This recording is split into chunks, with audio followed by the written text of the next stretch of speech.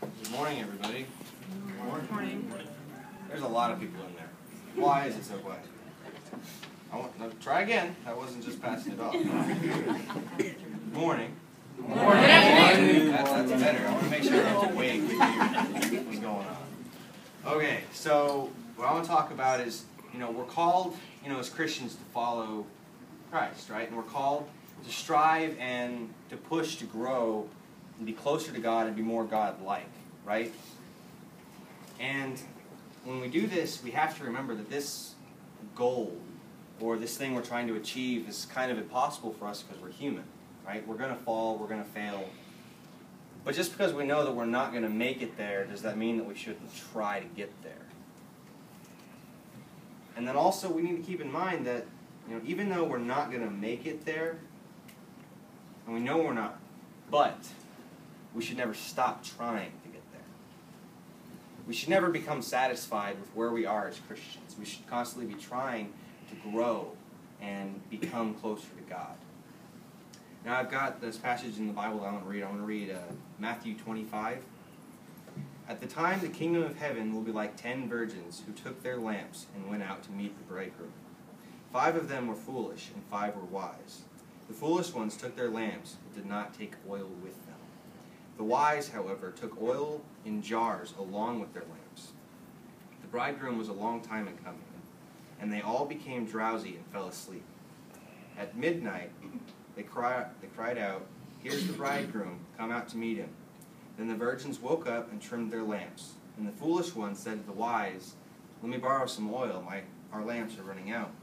"No," they replied, "there may not be enough for both us and you. Instead, go to those who sell oil and buy some for yourselves." While the foolish virgins were out going, the bridegroom had arrived.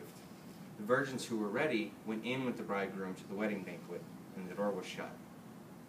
But the others came after later, and they said, "Let us in. Open the door for us."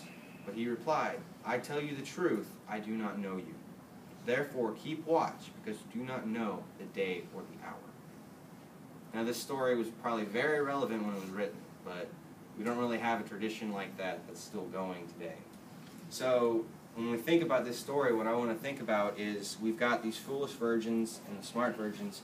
We're all Christians. They start off the same, they start going, they've all got the same chance. But they fall asleep or they fall and sin. The difference here is starting with the foolish ones who don't get back up. They don't start striving. Once they fail once, they figure, well, what's the point? And then the wise ones, they get right back up. And they start going at it again, trying to strive to be godlike and holy again.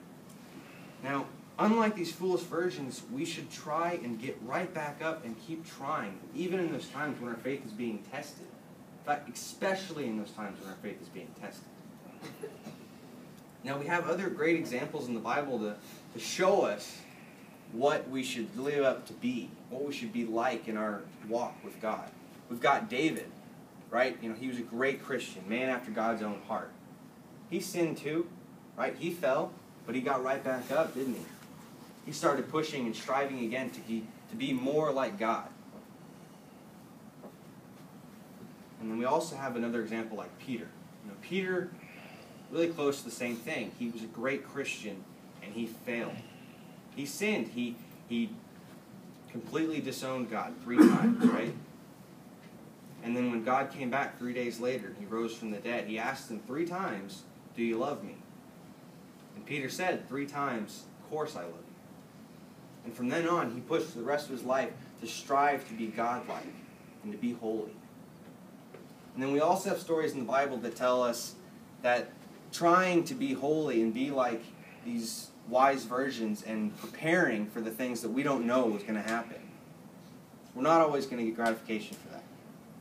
We're always going to have people who are going to say, "Well, you could have done this. You could have done that. You didn't have to do what you did. This is easier than that." The story that I'm talking about here is Mary. Whenever Jesus just came back from raising Lazarus from the dead, Mary's cleaning his feet with oil, right? And this is very expensive for the time. And of course, who speaks up at this? Judas speaks up and says, "Why are you cleaning his feet with oil? That's expensive. You could have sold that for a year's wages and given that money to the poor."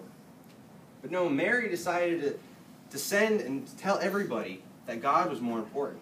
She was going to give all she had to God first. Now, I do have one more example that I want to talk about, and this is the biggest example in the entire Bible. It is the Bible school answer. It's Jesus, right? He gave us the ultimate example. It was a better example than Mary's, than Peter's, than David's, and the virgins. But when we think about their examples and what we need to strive to be like and be able to do, we need to keep in mind we're not going to get there. But that doesn't mean we shouldn't try, and it doesn't mean we should stop trying. We should never be satisfied with where we are as Christians. We should always be pushing to be prepared for the things we don't see coming and not give up and fall short. And I've said this a couple times, but I'm going to say it one more time because I think this is very important. We shouldn't be satisfied with where we are as Christians. We need to constantly be pushing. If anybody in here thinks they're done growing as a Christian, that really saddens me. It really does. Because we need to constantly be pushing and trying to grow and be closer to God.